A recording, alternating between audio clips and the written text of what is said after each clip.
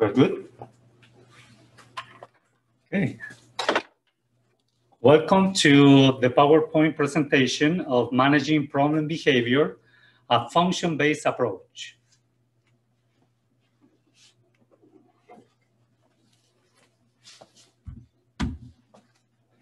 My name is Rodrigo Mendoza. I'm a BCBA for Team for Kids, and today we are going to be getting training on better understanding of the functional behaviors, meaning we are talking about some sort of environmental stimuli that control the behavior.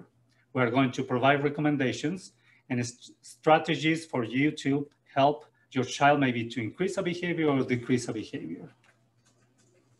If you have questions, you can write them down in the Zoom, and then we will answer them sporadically through the presentation.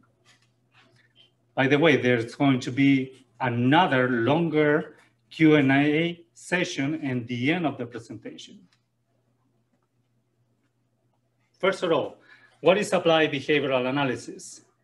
And the first thing that we need to mention is a science-based treatment protocols. What we do, we identify a behavior, we define them, and from that, we can manipulate it to increase the proportion of incident of some behaviors, and we can decrease undesirable behaviors. What is a behavior? Anything that a person, almost anything that a person does that can be observed. Come on here. And so now this is a behavior. No. There we go, thank you. And so like that, anything that can be a behavior, the thing with this behavior is we can measure it. Like on the slide, you can see, we cannot measure, for example, hunger, because it's something internal. Many times during our assessments and during our visits to your homes, or when we do observations, we ask the parent to collect what we call it ABC data. And ABC data meaning first we identify a behavior, and in this case was maybe saying no. As soon as we identify it and define it, then we can start seeing, okay, what happened prior to, which is the antecedent, something right before the behavior, and what is the behavior is, and what happened after the behavior, which is the consequence. The consequence is what maintained the behavior. Very important concept here. So antecedent, behavior, consequence. Usually when we think about this ABC, we call it contingency, and we think about the setting event. And the setting event, more than anything, provide us some sort of a structure to start seeing what is the antecedent interacting with many variations of behavior. We call this behavioral class. And so, because although somebody will do this, no, sometimes a similar behavior or something that is maintained by the same consequences will be also in place. It can be that he goes just this without no. The whole interactions between what happened prior to a behavior, the behavior, and the consequence is what we call it the setting event. And so it's important for us because in that way we can start maybe creating occasions for manipulation of the aberrant behavior. Here you can see an example on the slide. It's when we collect the ABC data. For example, we have Billy. Billy's behavior is scream and kicks the cabinet. So he goes, and kicks the cabinet. What is the antecedent to that? Maybe what it says over there is a sippy cup out of reach. So he's doing this movement and he cannot gain the sippy cup. So then what happened? Now we show the behavior. It's very effective because as soon as he does the scream and kicks, the consequence is mom runs to him and give him the sippy cup. What is maintaining the screaming and kicking is the sippy cup. Mom is giving the sippy cup. So in a way, that behavior is a dysfunctional way to obtain or to request for the sippy cup.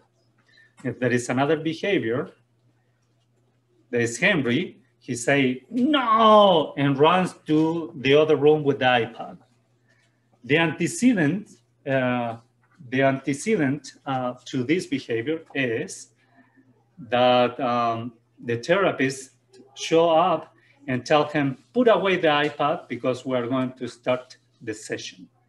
And so then you see that behavior running away into the room. And this behavior is maintained because the therapist, as soon as the person sees this behavior, maybe tell the child to, you can have another time with the iPad. And so this, no, and running become functional, meaning if I do this, I can get more access to this consequence, which is iPad. Do you have any questions? Is any question at the moment? If you have question, please type it. I guess they want me to remind you that it's an opportunity for you to ask questions. So if you have any questions related to this, of course, type it down and we will read it and try to answer through the session.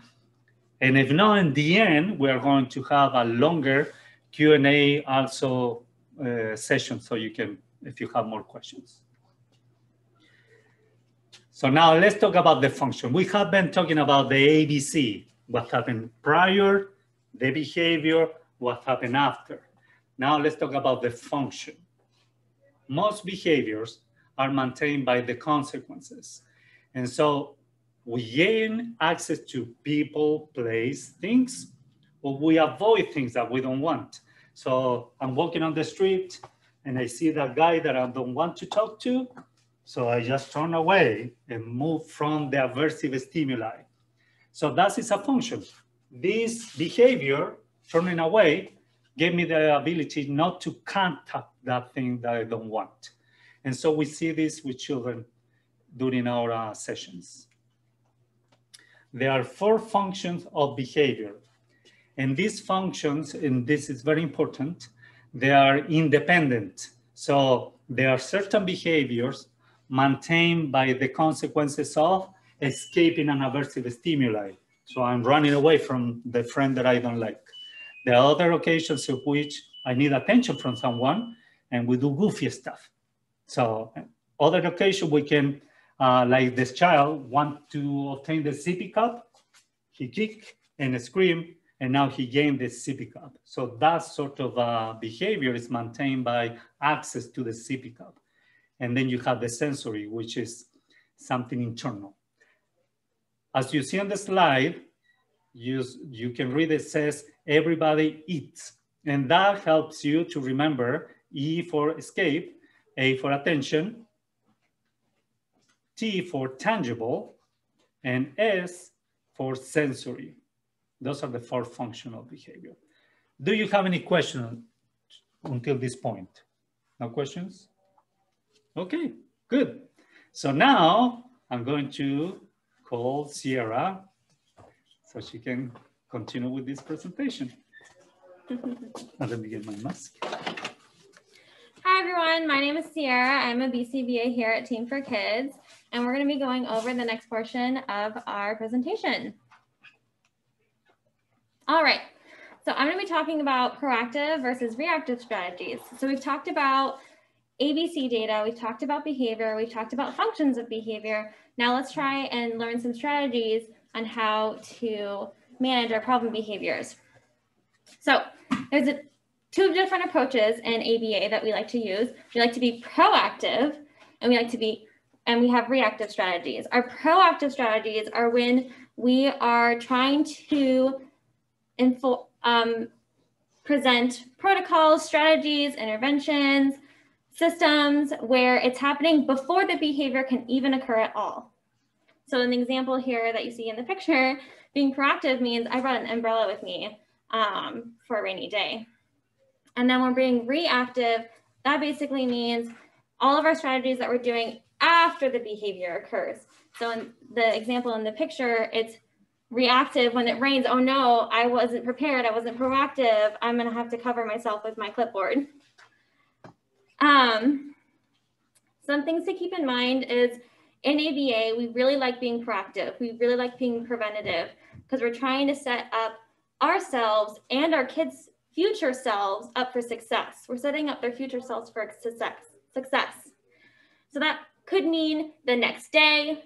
That could mean after school. That's their future self. And we're trying to set them up for success by being proactive and being preventative. Now, please keep in mind, it does take time to learn these strategies, and it does take time for these to be effective. So don't lose hope. We're going to go through some examples here next. Okay, so we have 6 total examples of proactive strategies that we commonly like to use.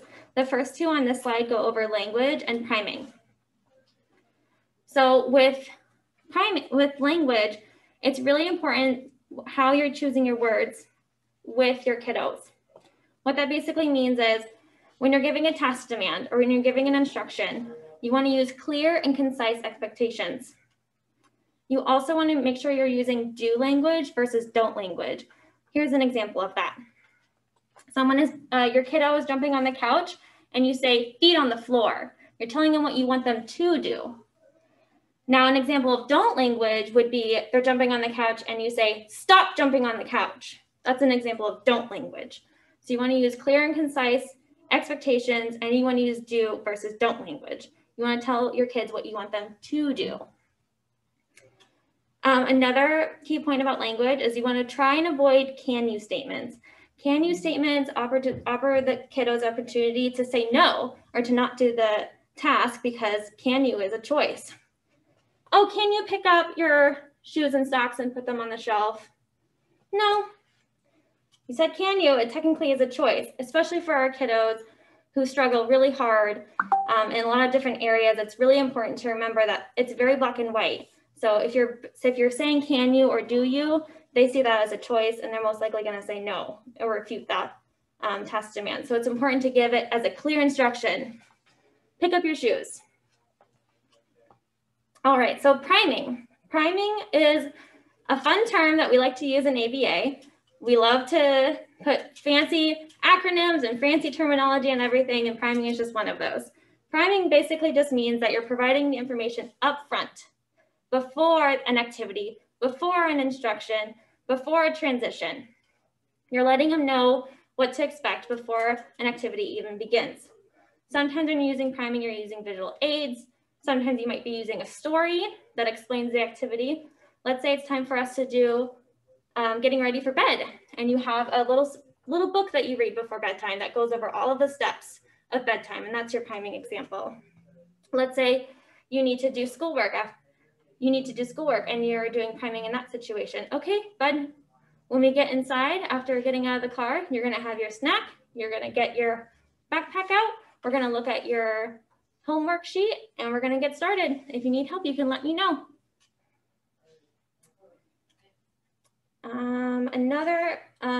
Another fun example for priming is videos. If you can find a video on YouTube with a kid doing it and show it to your kid, you'd be surprised how effective that can be.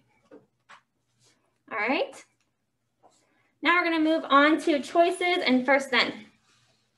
When you're being proactive and you're trying to make sure that a preventative strategy is being used or proactive strategy is being used for choices, let's say you need your kid to get dressed for the day. You're going to provide them choices to complete that task. Do you want to wear the red shirt today or the blue shirt? Let's say you need them to do the schoolwork. Hey, bud, do you want to sit in the kitchen or do you want to sit at the island? Or, sorry, do you want to sit at the dining room table or do you want to sit at the island? A non-example of a choice that you would give to a kiddo is, do you want to do this now or do you want to do this later? Again, that kind of goes back to the can you statement, or if you're giving them the choice to refuse the task, then they're most likely going to refuse the task. If you're thinking about timing in terms of how to complete a task, you can always give minutes. Hey, bud, do you want to have 1 minute left on your iPad or 2 minutes left on your iPad? They're most likely going to say 2 minutes, but it's only 2 minutes. All right, now we're going to go over first and then. So we like to use first and then language a lot with our kiddos. It helps them give expectations for when they need to do work and when they're going to be able to get to do something that they would like to do.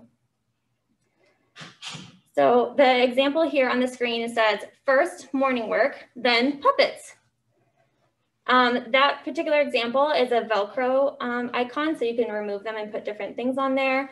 I've had parents who use whiteboards and they just write it on there real quick, or they draw the picture real quick. Sometimes you don't have these handy dandy Velcro pictures of everything that you need them to do. So whiteboards are really helpful for that.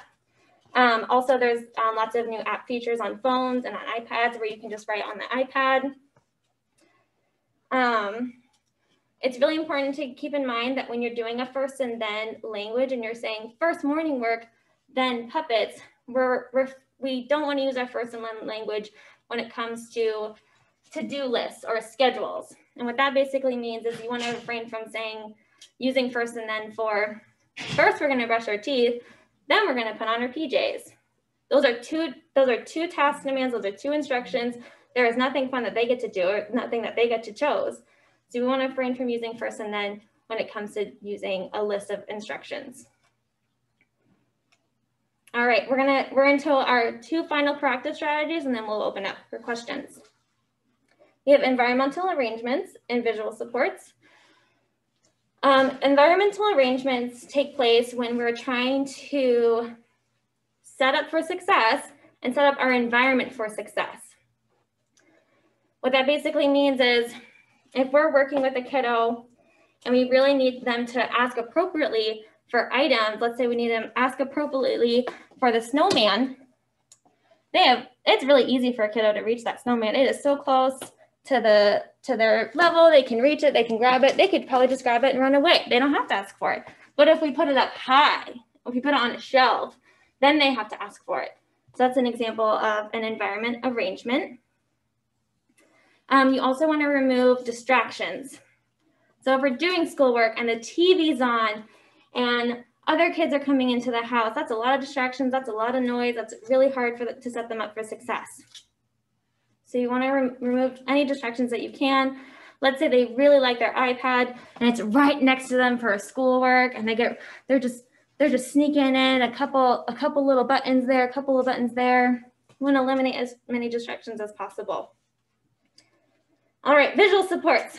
Now, we could probably spend a whole entire another PowerPoint and a whole another presentation just on visual supports. So I'm going to have to just name a couple. We have timers. We love timers. There are timers you can get at the dollar store. There are timers that vibrate on when you're wearing them, so it cues you when to do something. There are visual timers that have clocks, because kiddos sometimes can't tell time. So there's visual timers, and it's just a red line. And then when the time's up, ding, ding, ding, ding, ding, it helps them visually track how much time they have left. Timers are also great for transitions. Hey, you got 10 minutes, you got 2 minutes left on that iPad. Hey, bud, in about 5 minutes, we're gonna get ready for school, and you set a timer. Other visual supports are visual schedules and calendars. Melissa and Doug have really great resources for calendars, and it's really helpful for your kiddos to understand expectations, when their appointments are, what to expect after school, things like that. Visual schedules can be done either through, you create one on a document and you print that out. You can use a whiteboard. There are wonderful apps. ChoiceWorks is a good one that we highly recommend. Chore charts for your older kiddos. If you need them to complete certain chores throughout the day, having a visual representation of those chores and having them check it off is much more effective than telling them verbally. And then the example and the image on the slide here is one of our token boards and rewards charts. So it helps track what I've done today and how much closer I am to getting a really cool thing, a really fun thing. Maybe it's a trip to McDonald's for an ice cream cone. Maybe it's a trip to Odyssey Aquarium, something that's really exciting for them. All right. Now we're going to open up for questions and answers through the Zoom chat. So I'm going to give you a moment to type your questions. Oh, we have one. So, Sarah, how much priming would you recommend for difficult transitions, such as a first day of school, a doctor's visit, something that might be scary, especially for a kiddo that has like sensory issues or things like that? Oh, that's a really, really good question. How much priming would you do? Well, a couple days out before this big appointment or before this big trip that is really difficult for that kiddo, I would role play. I would practice with them. I would set up your own little doctor's office and I would practice together. I would role play. I would talk about what to expect. Hey, we're going to walk in. We're going to check in. We're going to have to wait at the front. Mommy's going to have to sign some paperwork. Then we're going to go into the doctor's office and we're going to sit on the chair. They're going to look at you with the tools that they use. I'm a behavior analyst, not a doctor. Different science. But yes, you can role play with them and it can be a fun interactive activity for them. You can also write out all of the steps that are expected of them. Maybe you break up the steps. Hey, once we drive to the doctor's office, we can have about 3 minutes on the iPad in the waiting room. Once we walk into the doctor's office and we sit in our chair, you can look at mommy's phone. So you can break up all the steps and prime them in that way. Thanks for the question. All right, we don't have any more questions for now, so I'm going to keep going. All right, so we talked about all, oops, what did I do? Oh, just kidding. I thought I clicked the button, but I didn't. All right, so we've talked about our proactive strategies. Remember, proactive or preventative is basically everything that we're trying to do to limit the future occurrence of the behavior occurring. So I'm trying to be proactive. I'm trying to make sure I am impacting that behavior from occurring at all. Now, sometimes our proactive strategies aren't enough, and sometimes the behavior does occur. What do? We're going to be reactive. We're going to react to that behavior. So there's two different things that you have to keep in mind. A desirable or an appropriate behavior occurs, you still want to react. You want to react to that.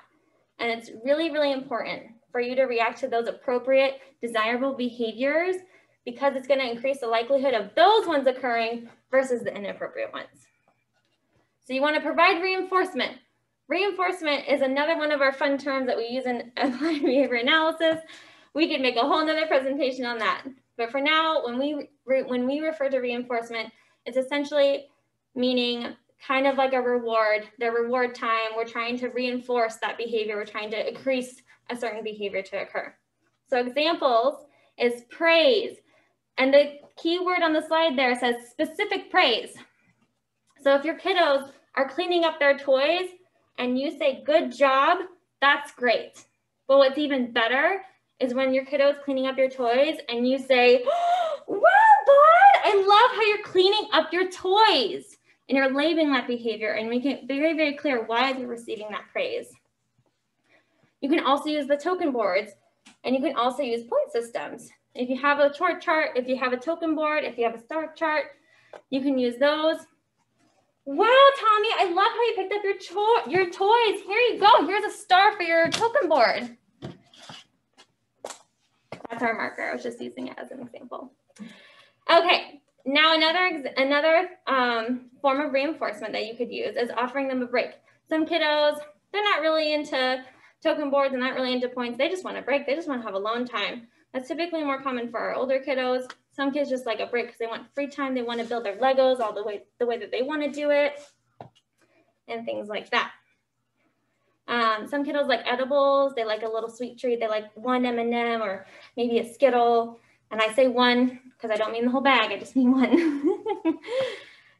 You're going to have a sugar rush. Okay, so now we're talking about the reactive strategies for the undesirable or the inappropriate or the challenging behavior when it occurs. So we're going to place that behavior on extinction. Rodrigo's going to talk about that a little bit more, so stay tuned. It's another one of our fancy ABA terms. But basically what it means is we're trying to reduce the behavior from occurring by reducing the reinforcement or the thing that was keeping the behavior from occurring in the first place. So, and some examples is if the function is attention, we're ignoring the behavior. If the function is sensory, we're redirecting the behavior. If the function is tangible, we're blocking access. And if the function is escape, we're following through with that. We're going to talk about that so much more in the next segment. We're going to go over each of those functions and talk about how to do strategies for each of those examples. Questions and answers. I'm going to give you a moment to type it in the chat. I have one, Sierra. All right. What if we can't find something motivating for our child to use for, like, if we're using first then statements or something like that? Oh, that's a really, really good question. So if you are receiving ABA services or ABA therapy, we would try and do what we call a preference assessment. We're basically putting out items and having them pick the one that they like the most out of the pile. And if they pick that one the most, then we know, okay, like that's the one that they like. So I'm going to use that for my first and then board. Another system that we like to use is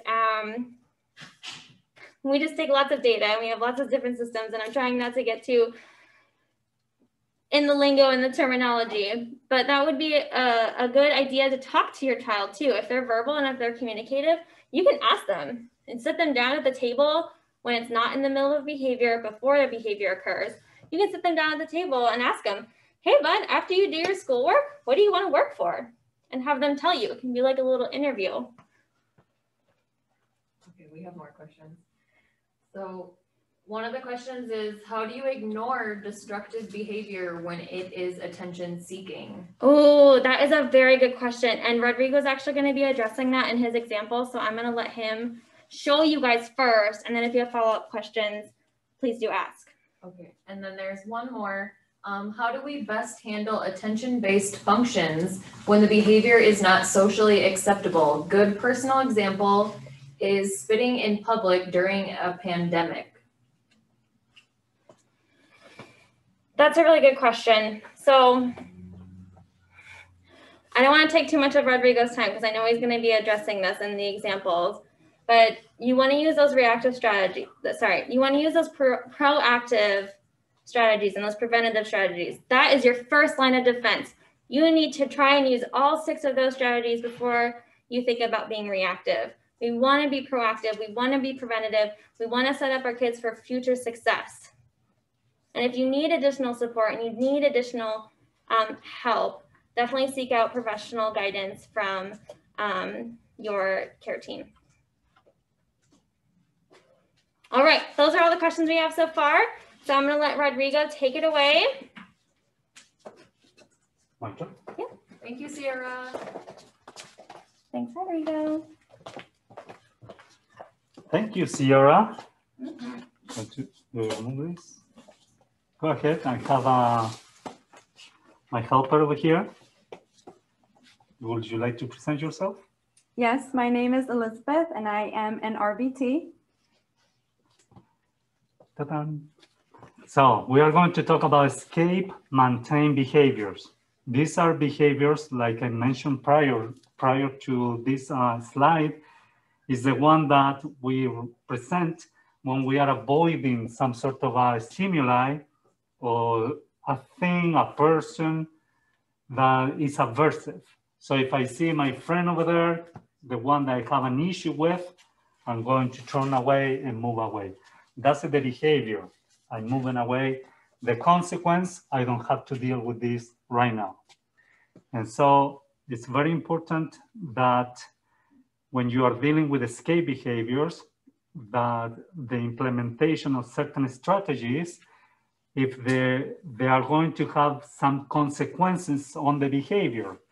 So if you are not able to tolerate the collateral effect, so then we always need to concentrate to do preemptive strategies prior to the behavior.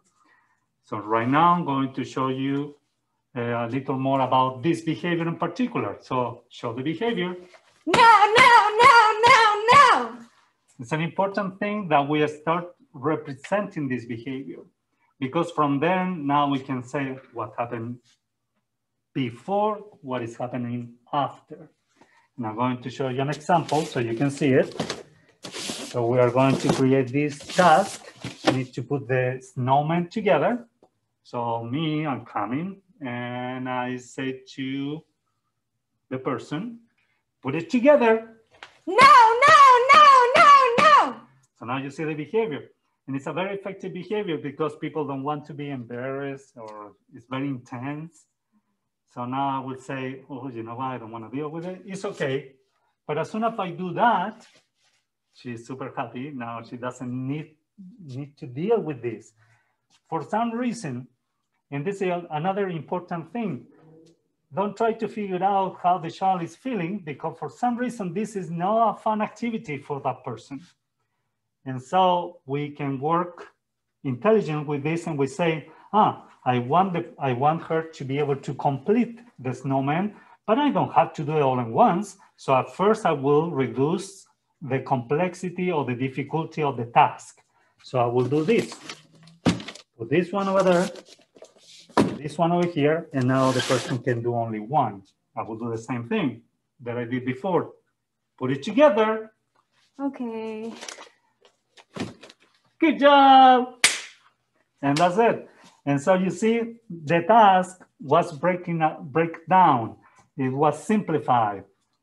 You can also represent it with homework. If you are given the whole homework, you're going to see some escape behaviors. But if you present it one exercise at a time, you will have better results. And then in time, of course, we will be able to complete the whole task while you are training the child to be more responsive and more compliant to your instructions. But in the beginning, instead of seeing this, No, no, no, no, no. we can see this. Good job. So that's important.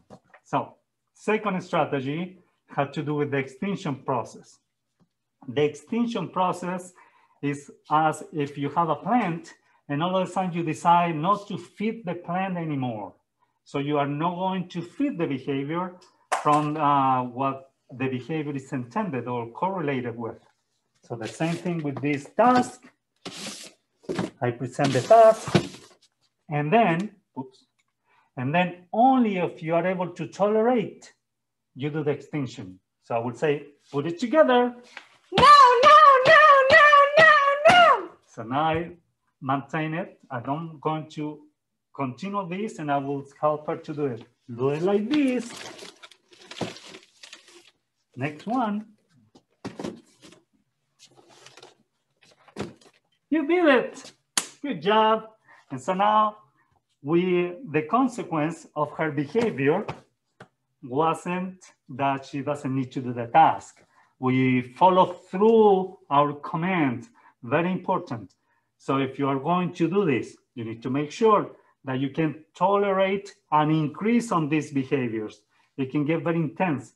If you don't want to tolerate it, or if you cannot tolerate it, then do proactive strategies. Diminish the task, make it simple. But if you can extinguish the behavior and will be okay. You will have what we call it a burst, an intense reaction from the child, but in time it will disappear. And this is not from my mouth. There is a lot of research on this. So that's it for escape, maintain behavior. Questions? What if someone has difficulties identifying their child's like triggers or precursor behaviors that lead into more intense maladaptive outbursts? Totally fine. And they seem to come out of like nowhere. What can you do to assist in like identifying those types of things? Okay, so in the beginning of the presentation, we were talking about first to identify the behavior. And then we do observation. We look when this behavior appears. It is when I'm around, it's when somebody's around, it's when I present homework. In time, you are going to narrow it down, the occasion of the behavior. Then we can do what is called a functional analysis that we can do. We can help you narrow down to the point in which we say, this is more more probable are an escape behavior, and then we treat it. But in the beginning, we need to make sure that we are targeting the right function. Very important, because each of these type of behaviors, they are maintained by different consequences. So now we are going to talk about attention, which is another thing that you see, attention maintained behavior, which is another behavior that you see often with children. And so attention, I put over there on the slide, can be positive or negative. Meaning positive can be that the child gain good attention, like, oh, I love you and all that. Or it can be negative. Why are you doing that? It doesn't matter. Child is gaining attention, and that maintains the behavior. So in this case, we are going to see which behavior? Dad, dad, dad, dad, dad. That's the behavior. So now, as soon as you see it, then we need to identify what happened prior and what's happening as a consequence of the behavior, which is maintaining the behavior. Very important. So I'm going to remove this snowman. That way you can see the whole role play. And I'm going to be coming from work, very tired because I work all day. Child over here is deprived from attention. She has been alone all day. She wants attention like nothing else. So I come in, open the door, enter. Dad, dad, dad, dad, dad. What do you want? Hug. Okay. So in this moment, you see what is maintaining the behavior is she had access to my attention, the hug and all that, combined maintain this aberrant maladaptive behavior. Now, how do we work with this type of behaviors? There are different ways to do it. One, you can do the preventive one. We can teach her how to do something different, something that is more acceptable by society. So not that. We can also do an extinction. So I'm going to show you both so you can see them. And that way we can talk about that. So the extinction process for attention is when you ignore it. Again, if you're going to do an extinction process, you need to be able to tolerate the increase in behavior. It's going to be a little nasty for a while. So same thing, coming from work, super tired, enter. Dad, dad, dad, dad, And now I'm dad. ignoring it until the point that all of a sudden she stopped doing it. And so I count 1 Mississippi, 2 Mississippis, 3 Mississippis. She's still doing good. What do you need? Hug. There we go. And so now she gained attention for a different behavior. In the same time, now she's getting attention from that nice behavior. I'm going to create right away a training opportunity. Next time, just tap my shoulder. Okay. There we go, much better. And so then I will do it. Next time, I will test it again and will reinforce the appropriate behavior. Coming from work again, super tired. Dad. Oh! So it's much better behavior. And it's very important that we can see that is when their attention maintained, the attention is what is preserving, maintaining, feeding these type of interactions. So it's much better this than the other one. Dad, dad. It hurts. So any questions? Yes, we do have one. So, some people feel that ignoring a child who's engaging in challenging behaviors in the moment, that there could be like detrimental effects or Yes. challenges that occur as a result of that. So when is it appropriate to ignore behaviors versus when is it appropriate to like provide some sort of consolation to the child or individual to, Yes, I got it. Thank you so much for the question. This is coming across to us continually because we have the tendency to have some sort of psychological background, the emotional well-being of the child. We have a science-based procedures in which we present behaviors, what we can see, and they are maintained by certain environmental constraints. So in this case, if we have an attention maintained behavior, this ignoring, you are not ignoring the child. The child, I'm not, is always on my care. I'm observing and waiting for the child to show me something different. As soon as the child shows me something different, then I provide attention. The child is going to be okay. It's not going to have repercussion for the future. And so that's very important. They put me over, they give me a sign. So the other thing that we can always do, because during the process of extinction, meaning ignoring, you always want to provide what is the alternative behavior. It's not just eliminating and ignoring the child, because that will create some sort of emotional response. So between those procedures, you need to always say and train the child and say, this is an appropriate behavior, like much better. And when the person does that, the child does this behavior, then I'll provide full attention. And in time, the child will learn that this behavior will receive attention, and this behavior, Dad, will not receive attention. So that's how we work with this type of behaviors. Very important though, it's not that easy to figure out the function of a behavior. So if you have any questions, talk to your specialist, talk to the professional. If you have more questions, we can always help you with them.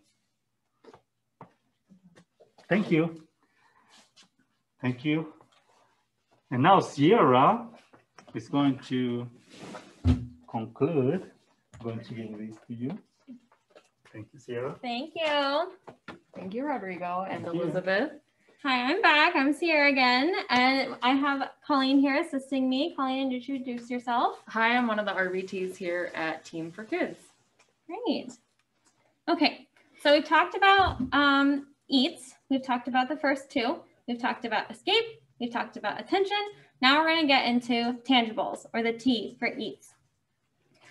Tangibles can essentially mean any item or activity, something tangible, something that you can grab, that they're trying to access. So a tangible maintained behavior could be to access an iPad. It could be to access a certain type of food. Earlier when Rodrigo was talking about the sippy cup, that would be an example of a tangible. So we're going to be doing an example of some strategies to use when you've identified that a behavior is maintained by tangibles. So the example that we're going to be doing is a grocery store visit. We're going to be doing 3 different examples. The first example is going to be when a child is engaging in an inappropriate behavior. So the example that we're going to be doing is the grocery store visit. I'm going to be with my shopping cart as the mom. Colleen's going to be the child. And we're going past the bakery aisle. Oh, honey, I need to get bread. We're going to go to the bakery. Cookie. I want a cookie. Oh, honey, no, not cookie today. Cookie, please, cookie. I want a cookie. Cookie. Okay, honey. Okay. Let's pick up the one that you want. Okay, chocolate chip. Okay, chocolate chip, please. Oh, thank you. So in this instance, the behavior is jumping around, screaming, cookie, tantrum type behavior in the middle of the grocery store. I as a parent normally would respond by providing them with that cookie. Sorry, I touched her hair. Okay, so now we're going to do an example of an appropriate behavior that we'd like for the child to do to still have access to that cookie. Okay, so we're going to go through the bakery aisle and eat some bread. A cookie, please. Can I have one? Oh, wow, I love how you asked so nicely. Yes, we can have a cookie. Thanks, Mom. So they're still getting access to that cookie because they asked appropriately. So similar to what Rodrigo was talking about with the shaking of the arm, how that's inappropriate, and we don't want to reinforce or keep that behavior from occurring again. And we're doing the replacement behavior of tapping on the shoulder. So we want her to ask appropriately, to use her words appropriately. So the next example that I'm going to give is when cookie's not available today. We haven't had lunch yet. It's going to spoil your lunch. You're going to have a tummy ache. It's just not available today. So we want to, in this particular instance, I'm going to give an example of using a preventative or a proactive strategy. So we're in the parking lot. We're in the car. We haven't even gotten to the grocery store yet. I'm going to use my priming. Hey, honey, mommy needs to get a couple of things from the grocery store. We're going to be in and out real quick. Today is not going to be a cookie day. Okay. Okay, we're going to go in the store. All right, we're going to the bakery aisle. I need some bread. Oh, I really like a cookie. Oh, honey, cookie's not available today. Instead, why don't we go to the cereal aisle and you can pick out your cereal for breakfast. I like that. Thanks, Mom. Thanks so much for being so flexible. Thank you for giving me a choice. You're welcome. So in that particular instance, I primed before the behavior had an opportunity to occur, and I presented an alternative. If you're going to deny access, or if you're going to say no to a child, that's the first time you said no to that child, you want to present an alternative. Eventually, sometimes alternatives will fade away, but at the beginning, you really want to present an alternative so that they can still have access to a tangible item. Maybe it's not the cookie, maybe it's something else. If you're in the grocery store, as that example, what I've taught parents in the past is, oh, well, you know, cookie's not available right now, and we can take a picture with it on my phone, and we can look at the picture in my car. Or we add it to the birthday list. That's my favorite one for Target. Oh, you really like that one? Okay, let's add it to the birthday list. Okay, so to review some of the intervention or some of the protocols that you could use, preventative and reactive, you're going to teach the appropriate behavior. If you could definitely teach it and role play it before you even get to that grocery store. If you can do it before you get there, if you can do it before the activity starts, do so. As Rodrigo did in the attention example, sometimes when you're in the behavior and there's been some time in between, you can teach a replacement behavior right then and there. Remind the child when it is available. When you have your visual schedules, when you have your timers, you're reminding them when they're going to have access to the thing that they want, the toy that they want, the iPad that they want. And then, of course, offer an alternative. They still want something, so give them an alternative. No, iPad's not available right now, but I'll sit with you and read a book. And then again, our reactive strategies, you're going to restrict that access. You're going to restrict that cookie. If I'm in the grocery store and Colleen really wants that cookie and she's engaging in a very inappropriate behavior to get it, cookie, please, cookie, I want a cookie, please. I have to hold my ground and I have to be firm. Cookie. I need a cookie. How do we ask? Can I have a cookie, please? Oh, that's so much nicer. Let's go look at some cookies. Okay. So I'm trying to make sure that she's getting access for asking appropriately versus inappropriately. So you have to be firm, hold strong, restrict that access. Make sure that if you're ready to do that, you are ready to do that. Again, your first line of defense is going to be your preventative, proactive strategies. Questions and answers regarding our tangibles. No questions so far. We're going to keep going. Okay, so we've talked about escape, we've talked about attention, we've talked about tangibles.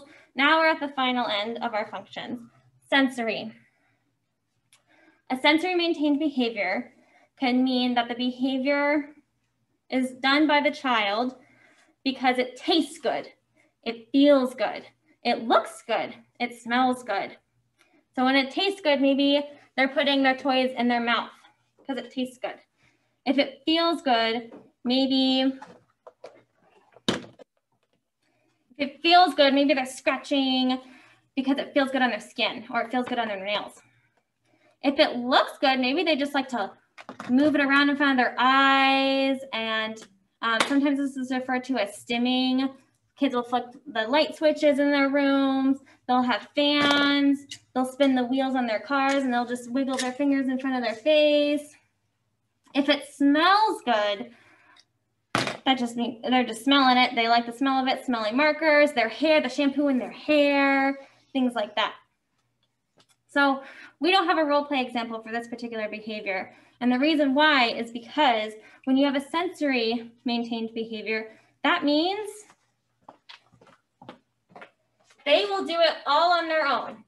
They will do it in their room, all on their own. It does not matter who is in the room. It does not matter what is present. It does not matter what tasks are presented. They will do it all in their room. So what do you do?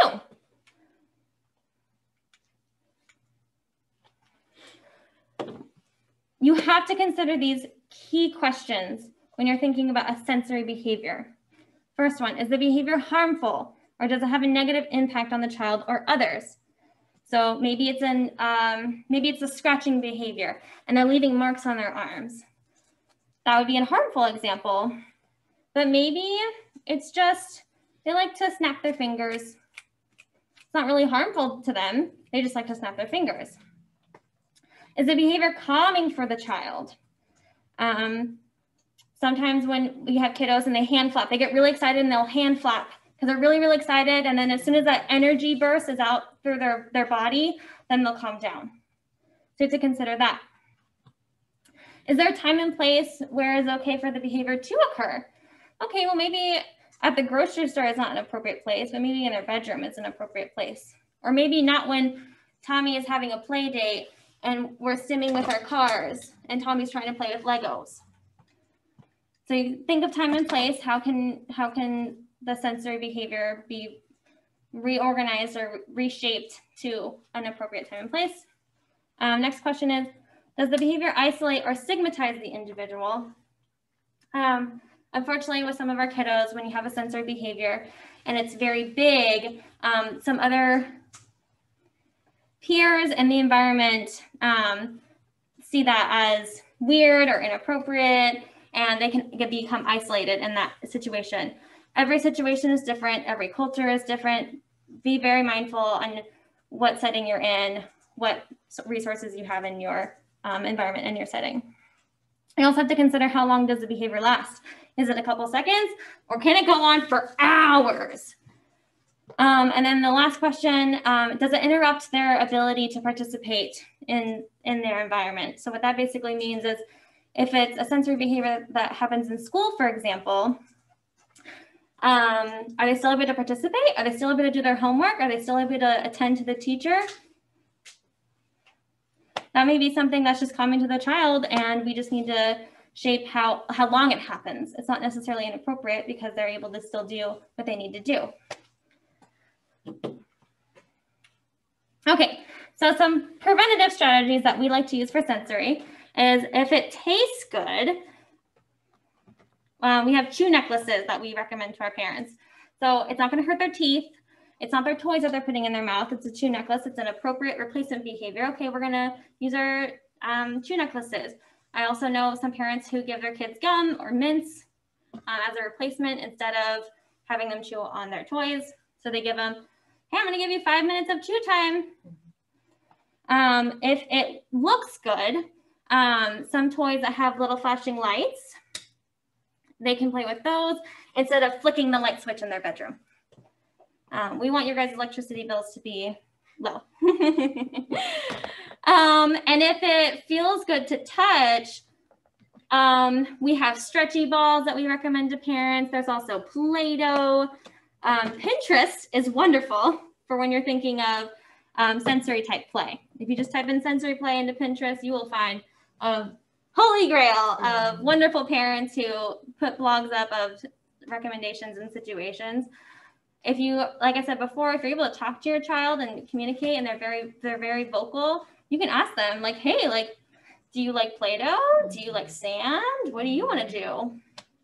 And then if it smells good, there are a couple parents, Play-Doh does have a scent, but there are a couple parents that I have worked with before where they put essential oils in their lotions and their kids' lotions, and they have them rub lotions that has a very strong scent to it.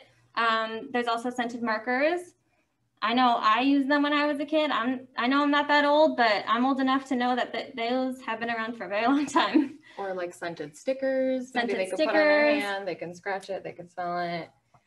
The car one. Oh yeah, if you have like Febreze, or they have like the little car fresheners, maybe if they just want to carry that around and they can smell that when they need to get that sensory behavior out. So all of these are preventative strategies. Sensory is one of those really tricky behaviors to have strategies for when you're reactive to it, because it can happen when they're all alone. They could excuse themselves to go to the bathroom and do it and you have no idea. So definitely seek out professional help from your care team. Okay, questions and answers about sensory. So quick question. So what's your suggestion if family is using like a necklace or a Chewy as a replacement for chewing on other things that are less appropriate? But if they're not wearing the necklace at all times of the day, then, you know, they revert to chewing on things that they shouldn't be chewing on necessarily. That's a What great do you question. suggest for something like that? That's a great question. So whenever I have a kiddo, particularly a kiddo who's a little bit older, maybe they need to transition to school, they need to transition to home, they need to transition to an after a school program, I communicate to all of those different communities and whoever the caregiver is in that situation, and I provide them with a Chewy. So it's going to be much easier for the child to have access to that Chewy because there's going to be one in each of one of those places. They don't have to worry about losing it, minding it. Definitely keep one in their backpack. Whenever you purchase a Chewy necklace, typically I have found, especially on Amazon, they come in packs. So that's always really great. If you can find a Chewy necklace that's in a shape that, or a color that the kid really, really prefers, that's always going to be more motivating for them to have it with them. And then, like I said before, you kind of want to schedule time for them to have chew time, essentially, or sensory time, chew time, touch time, whatever the sensory need is that is being met. You want to schedule time before the behavior can even occur. Hey, you're going to have 5 minutes of chew time. And they're getting their needs met. And then that way later on, they're not going to be so inclined to chew on their toys because they've already had access to the necklace. I'm getting a prompt.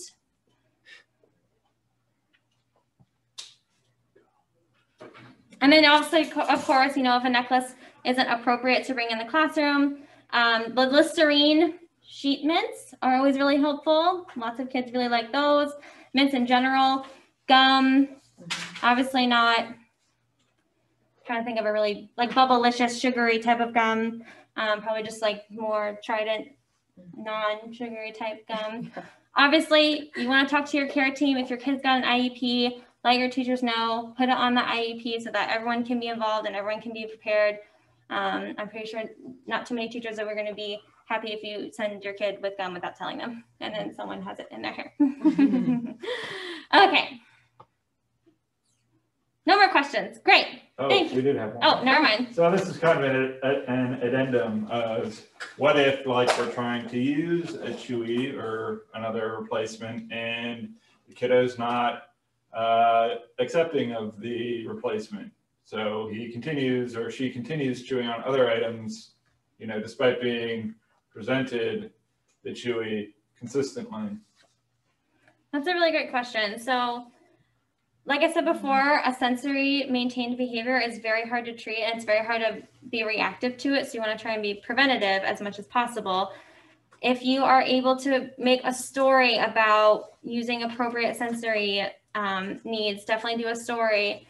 If you're able to take a video of your child using the Chewy and then play it back to them, kids love that. Hey, we're going to make a movie. And you're showing them, they're going to watch themselves do it. And this is based on the research. If they watch themselves in that video of them doing the replacement behavior, they're more likely to do it in the future. So if you can take a video of your kid doing a desirable, appropriate behavior, not even just sensory, anything, if you want them to brush their teeth and you can catch them brushing their teeth and take a video of it and show it to them before you need them to do the activity, they're much more inclined to do it. Based on the research, not just my opinion. Okay, so thank you so much, Colleen. We're going to move into the closing portion of our presentation. So with everything that we have talked about, it's not just enough for us to have strategies to eliminate a behavior. ABA is very much focused on increasing behaviors, teaching new behaviors, teaching a replacement. It's not enough to just expect a behavior to go away. Because if you don't teach your kids a replacement behavior, they will find one on their own. So an example with the picture, let's say the sensory of scratching their face is really enjoyable to them. Let's say you want that to go away, but you don't teach them a replacement behavior, they are going to teach themselves to pick their nose instead. So it's really, really important that you teach them that they learn a replacement behavior. All right, so to review everything that we've talked about, escape maintained behavior. The example that Rodrigo had used is when Elizabeth was doing the no, no, no, no, no. That's an inappropriate behavior. We want to teach them a replacement behavior. Some examples: asking for a break, asking for help, learning to complete the task maybe one step at a time, and then coping strategies. Sometimes that task is really, really hard, and they just need to say, wow, this is really hard. And they just need to vocalize that. Or, oh, I'm really stressed out right now. I need a glass of water. Access to tangibles. The example that we used with Colleen was with the cookie. And she's jumping and screaming and kicking. When we originally practiced, we had her actually rolling on the floor, but we realized you guys couldn't see that. But sometimes that does happen. So the replacement behavior of that is asking for more time. Let's say it's the iPad, or riding bikes. Finding an alternative activity. You can teach your kids to ask for an alternative on their own without you even having to offer them. Coping strategies as well. And then accepting no or delay. Not right now. In 2 minutes though, let me set my timer. Attention behavior. So the example that Rodrigo used was the pulling on the arm. An inappropriate behavior, we want to teach a replacement. Some examples is saying excuse me, tapping on the shoulder, using an appropriate tone of voice, and then attention getters. So teaching your kids explicit language, because remember, we want to be clear and concise. Mom, play with me. Hey, look at me. Come with me, I want to show you something. Those are all attention getters. Sometimes just saying the name is not enough. And then finally, our sensory. So the examples that we talked about is the scratching. Maybe it's the putting the cards and stimming in front of the face while Tommy's trying to play with him. And just replacement behaviors are all of those little fun items that we had talked about, giving them chew time, giving them some lights that are more appropriate than just flicking the switch. I know I had a kiddo one time, and they had this big water bottle jug for dispensing water for the whole family. And it was one of those big tall ones, and he would shake it because he liked to watch the water. But we were worried because what if that falls on him? Because there's a sensory maintained behavior. He liked to do it all on his own. So what if that falls on him? So we made those fun little tornado water bottles more appropriate. We were able to pick different colors, put little items in it, and he was able to play with that, which was a much more appropriate replacement behavior than shaking this big tower of water that could potentially fall on him. Okay, so some key takeaways.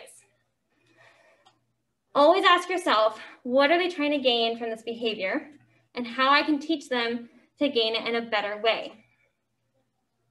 Make sure to communicate changes that you're making to all the caregivers so everyone is on the same page.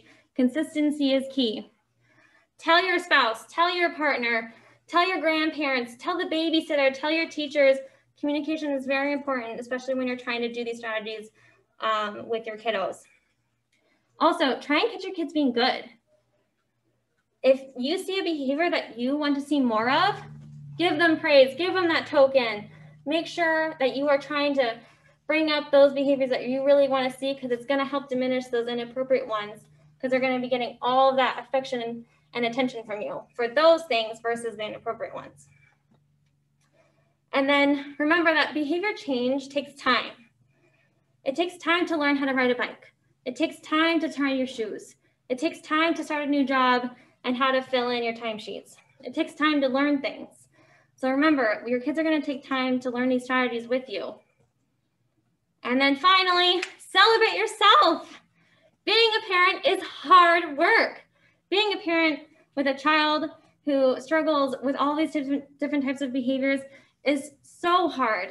And you guys need to celebrate your little wins. You are here right now. You are trying to learn how to be a better parent for your kids, how to learn more strategies for your kids. And that is a win. You need to celebrate yourselves for that, parents. It is so hard. These strategies are hard. It is a lot of work, but you guys can do it. All right, so now in the final segment, we're going to be opening up the floor to answer some more questions. Myself and our other BCBAs will be joining in to answer questions. Okay, so a quick question that we had is how do you teach replacement behaviors for automatically reinforced like functions and behaviors if they're done privately or in private settings where it might be difficult to implement the replacement skill consistently? That is a great question. Before I answer that question, I want to introduce Megan here. Hello. Megan is expecting. We're very, very excited and happy for her. So we didn't want her on her feet the whole time. So that's why she was just observing and helping answer questions in the chat as we go along. She is our department lead here at Team for Kids, and she'll be assisting and answering questions. Thank you all for being here. We're really happy to be part of Team for Kids. ABA is one of the newest services they offer, and we couldn't be more thrilled to join this team. Can you repeat the question, Zach? How do you teach replacement behaviors for like automatically reinforced behaviors that are done privately or in private settings? Like just examples that I thought of immediately were like anything in the bathroom or like, you know, that type of thing. Yeah. Like I said before, if your kid's vocal and they're communicative, you can, wait for that behavior to have completed itself and have a conversation with them. Have a conversation with them, really, get down to the nitty gritty. Like, why do you do it? You can ask them. It's okay to ask them, why do you do that behavior? Why are you scratching yourself? Why are you picking the cuticles off of your nails? Why are you putting things in your ear?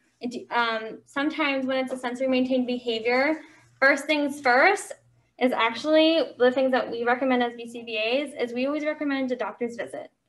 If they're putting things in their ear, maybe they have an ear infection. Yeah. If they're scratching themselves, maybe they have a rash. And I'm so glad you guys asked this question because this wasn't something that we had originally had on our slide. So thank you so much for asking this question. But sometimes you have to rule out a medical reason. I had a pretty severe behavior happen actually really recently, and I had to recommend for the child to have to be seen by their doctor because we wanted to rule out any medical reasons as to why the behavior was occurring. And it actually was something going on physiological within their bodies that we could not see or we could observe or measure. And they were able to have their medical needs met, and then the sensory behavior went away. And then just to follow up on that, something that Sierra had mentioned in that first sensory slide was before we intervene, let's look at how significant this behavior really is.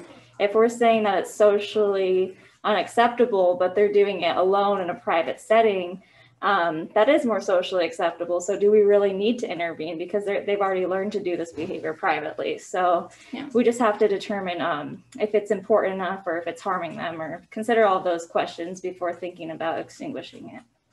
Exactly. Next question. So a question is, how can we get assessment or evals for ABA? Is that something that we can have our therapist request on behalf of their child?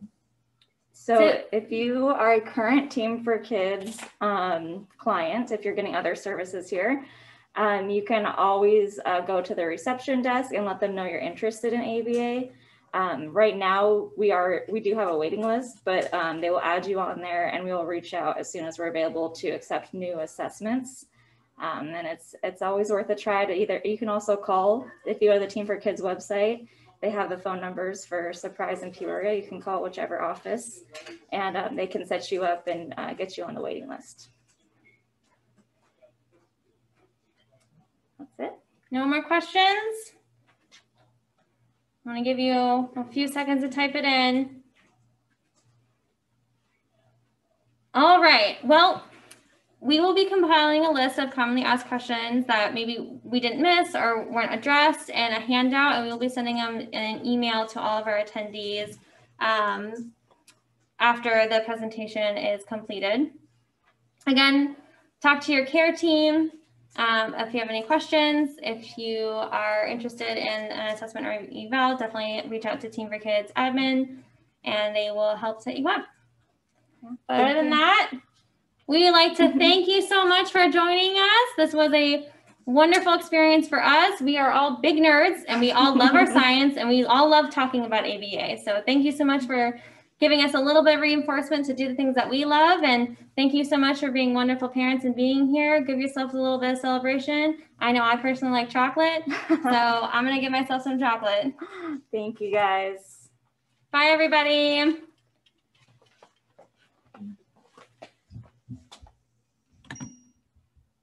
You are the absolute cutest. Oh, Like, oh